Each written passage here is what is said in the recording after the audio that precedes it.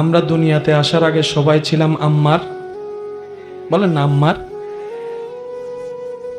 সন্তান যখন মায়ের পেটে চলে আসে তখন সেটা আর বাতান হয় না, তখন সেটা রেহেম হয়ে যায়। একটু আমি সবার মনোযোগ চাচ্ছি। সন্তান যখন পেটে চলে আসে তখন আর বাতান নাই, রেহেম। রাহামিম মাদ্দা। এবার আমি কিছু প্রশ্ন করব, আপনারা আমাকে শুধু এক কথায় উত্তর দিবেন। কাঁচা ঘুম যদি কেউ ভাঙে, সে যতই ভালোবাসার মানুষ হোক না কেন, প্রিয় হোক না কেন, মেজাজ কি ঠান্ডা থাকবে না?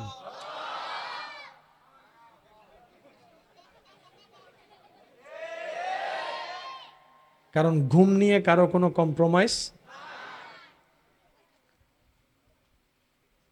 বমি হয়ে গেলে এক রকমের শান্তি, কিন্তু বমি হচ্ছে না, শুধু বমির বাপ, যেটা গাড়িতে বেশি হয়, তখন কেমন লাগে?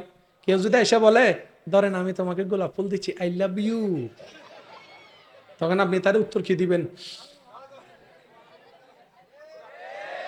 কারণ ওই আই লাভ ইউ রিসিভ করার মতো ব্রেন, মন এখন অবস্থা, এখন বমি হচ্ছে না, ভাব লাগছে, বারবার বমির ভাব আসা, বিরক্ত হওয়াটাই স্বাভাবিক।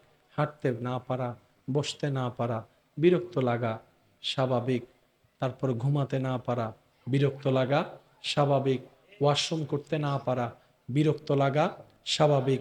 শরীর ভার হয়েছে তারপরও কাজ করতে হচ্ছে সংসারের, বিরক্ত লাগা স্বাভাবিক। কিন্তু একটা মজার বিষয় কি জানেন? আমরা যখন প্রথম মায়ের পেটে এসেছিলাম, আমাদের মার যখন বমি বমি ভাব লাগছে, সেদিন আমাদের মা বিরক্ত না হয়ে উল্টা খুশিতে সবাইকে বলতে শুরু করেছে, আমি কনসিভ করেছি, আমি কনসিভ করেছি। আমি শুনতে পাই নাই সুবহানাল্লাহর আওয়াজ, আরো জোরে বলেন না। একদিন যাচ্ছে, 2 দিন যাচ্ছে, আপনার আমার মা কোনো ভালো খাবারের ঘ্রাণও নিতে পারছে না।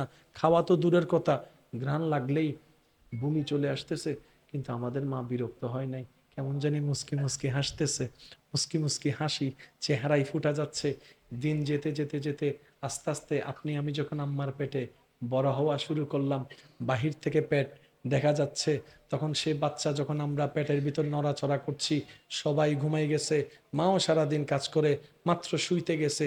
শুইতে যাওয়ার সাথে সাথে আপনি আমি মায়ের ডান পাশে একটা লাথি মারি, বাম পাশে একটা লাথি মারি, সামনে লাথি মারি, পিছনে লাথি মারি, এদিকে ঘুরতে আছি, ওদিকে ঘুরতে আছি।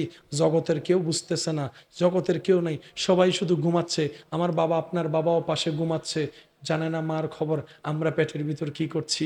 বিরক্ত হওয়া তো দূরের কথা, মা খুশিতে লাফ মেরে উঠে ডেকে ডেকে বলে, আজকে আমার বেবি আমাকে লাথি মেরেছে, আমার বেবি আমাকে লাথি। অমা তোর বিরক্ত লাগে না? কাঁচা ঘুম না ভাঙলো, বিরক্তটা কই, খারাপ লাগাটা কই? মা বলে যে খারাপ লাগে না তো, লাথিটাও মজা লাগছে, ব্যথাটাও মজা লাগছে, না ঘুমাতে পারার মধ্যেও যে একটা মজা আছে, আজকে আমি বুঝতেছি। কেন আমার নানি দাদিরা বলেছে, যেদিন বাচ্চা পেটে আসবে সেদিন তুই বুঝতে পারবি তোর নারীর জীবনটা ভিন্ন হয়ে যাবে। মাকে কষ্ট দিয়েছি, মা বিরক্ত বোধ হয় নাই, বিরক্ত বোধ হয় নাই, ঘুমাতে দিই নাই। পেট বড় হওয়ার কারণে মা ওয়াশরুম পর্যন্ত করতে পারে নাই, গোসল পর্যন্ত করতে পারে নাই, মা বিরক্ত হয় নাই। মারে শেষ পর্যন্ত জীবন মরণের সন্ধিক্ষণে চলে এসেছে, ডাক্তার বলে হয়তো বাচ্চা বাঁচানো যাবে, না হয় মা বাঁচানো যাবে। সবাই চিন্তা করলো মা বেঁচে থাকলে বাচ্চা আরো আসবে, সুতরাং মাকে বাঁচাও। সবাই বলে যে মাকে বাঁচাও, শ্বশুরি বলে মাকে বাঁচাও, দাদি নানি বলে মাকে বাঁচাও, স্বামী বলে মাকে বাঁচাও। ডাক্তার এবার মাকে জিজ্ঞেস করে, সবাই তো আপনাকে বাঁচাতে বলছে, আপনার মতামতটাও আমার একটু শুনতে ইচ্ছা করছে। মা বলে যে খবরদার, কারো কথা শুনিয়েন না, কারো কথা শুনিয়েন না, কারো কথায় কান দিয়েন না, কারো কথায় মন দিয়েন না, যে যাই বলুক। ডাক্তার গো, আপনি আমাকে না, আমার সন্তানকে বাঁচান, আমার সন্তানকে বাঁচান, আমার সন্তানকে বাঁচান। জগৎ বলে মাকে বাঁচাতে, মা বলে সন্তানকে বাঁচাতে। ও মা, তোর কি বাঁচতে ইচ্ছা করে না? বলে যেতে করে, কিন্তু সন্তানকে মেরে আমি বাঁচতে চাই না, আমি সে মা হতে চাই না, কারণ আমি সূর্যের আলো দেখিনি, আমি আমার সন্তান সূর্যের আলো দেখেনি, আমি তো দেখেছি চন্দ্র কেমন, আমি দেখেছি, আমার কলিজার টুকরা তো দেখেনি। ডাক্তার গো, যদি প্রয়োজন হয় আমাকে মেরে ফেলেন, আমার বাচ্চাকে বাঁচান। ও মা, পেটে থাকতো এত কষ্ট করলি আমাদের জন্য, জান মরণের সেই প্রশ্নের মধ্যে তুই মারে আমার পক্ষ নিয়ে তুই নিজে মরতে চাইছিস রে মা।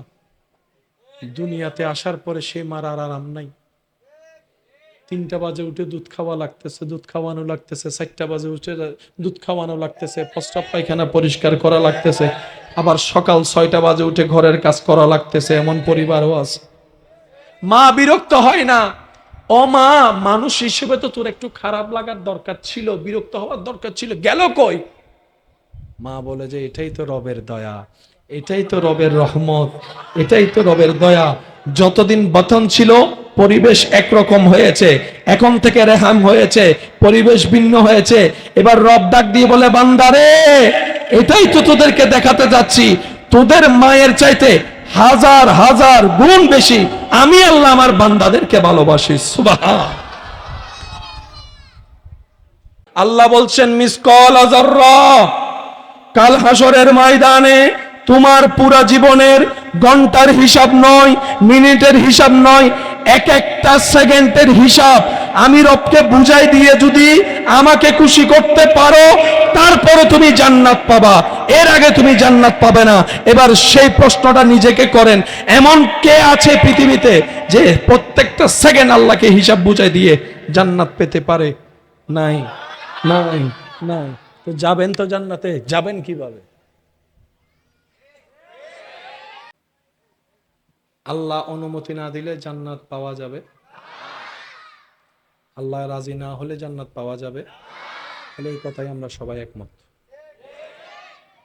আল্লাহ খুশি কার উপরে? যে গুনাহ করে নাকি যে সওয়াব করে?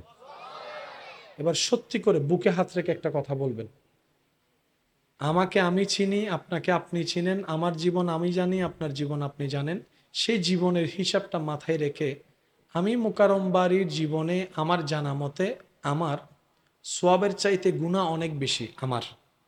আমার মতো গুনাহগার কে কে আছেন? একটু ডান হাত তুলেন, তুলেন। সে জান্নাতি হুন্ন কেন তুই বাইর করো সবাই? জান্নাতি কই? হায় হায় হায় হায়। এবার আমি আপনাদেরকে বলি, এই এলাকার নাম কি? এটা কি পুরা চিটাং? কিন্তু সারা বাংলাদেশের, সারা পৃথিবীর একই অবস্থা। এলাকার নাম ভিন্ন, চেহারা ভিন্ন, স্বভাব চরিত্র সবার, জায়গা ভিন্ন, স্বভাব চরিত্র সবারই এক। আরো জোরে জোরে জোরে জোরে। আল্লাহর বিচারে যাবেন তো যাবেন কিভাবে? হিসাব দিবেন তো দিবেন কিভাবে? রব বলে যে আমি চাই আমার প্রত্যেকটা বান্দা জান্নাতে যাক, আমি রব চাই আমার প্রত্যেকটা বান্দা জান্নাতে যাক, আমি রব চাই আমার প্রত্যেকটা আমার বান্দা জান্নাতে যাক।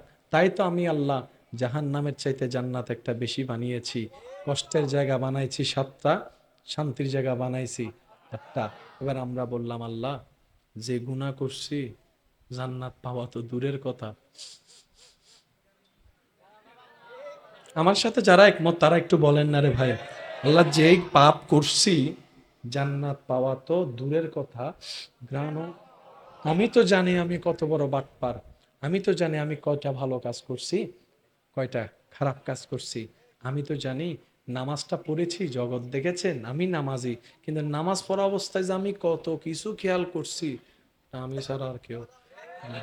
আল্লাহ গো, তোমার ইচ্ছা বুঝলাম আমাদেরকে জান্নাত দিতে চাচ্ছ, কিন্তু আমরা যখন আমাদের দিকে তাকাই জান্নাত পাওয়ার তো কোনো কারণেই খুঁজে পাই না।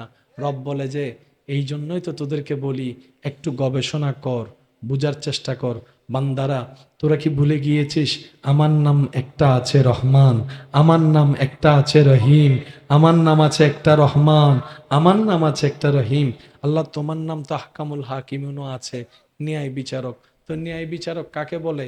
এক কথায় বলি, হাঁ কে হাঁ বলে, না কে না বলে, এটার নাম ন্যায় বিচারক। আপনও দেখে না, পরও দেখে না। আল্লাহ তুমি যদি ন্যায় বিচারক হয়ে হিসাব নাও, আমি শেষ, আমি আর জান্নাত পাবো না। রব বলে যে আমি তোকে জান্নাত দিব, তোদেরকে দিব। আল্লাহ কিভাবে? রব বলে যে সেজন্যই তো আমি হাসর বরফা করব, সবাইকে উপস্থিত করব, সব নবী আসবে, সব রসুল আসবে, তাদের উম্মত আসবে, আমি আল্লাহ থাকবো, তোদের নবী রহমতুল্লিল আলমিনকে রাখবো, তোদের নবী রহমতুল্লিল আলমিনকে রাখবো। আমি আমার আহকামুল হাকিমিন হয়ে বিচার করে করে যেটাই ন্যায় বিচার হোক সেটাই আমি রায় দিব। জাহান্নামীকে জাহান্নামী দিব, জান্নাতীকে জান্নাতি দিব। আর ওদিকে আমি আল্লাহ তোদের নবীকে অনুমতি দিব, হাবিব আমি রায় দিয়ে দিচ্ছি, জাহান্নামীকে জাহান্নামে পাঠাই দিচ্ছি, আপনি সিজদায় পড়ে তাদের পক্ষে আমার কাছে সুপারিশ করেন। আপনার কথা রাখতে গিয়ে আমি জাহান্নামীকে জান্নাতি বানাই দিব। সুবহান। আর সে হক হে मसनदे रिफात रसूलुल्लाह की देखनी है, हशर में इज्जत रसूलुल्लाह की। ला व रब्बिल अर्श जिसको जो मिला उनसे मिला, बटती है को नैन में नेमत रसूलुल्लाह। সেজন্য এতটুকু মনে রাখবেন, অন্তত ঈমানটা নিয়ে যেন কবরে যেতে পারে।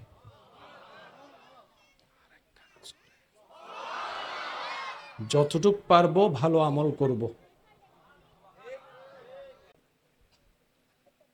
আল্লাহ তাআলা সবাইকে জান্নাত দিতে চায়, শর্ত হচ্ছে ঈমান। কি? আমলের কম বেশি সবারই আছে।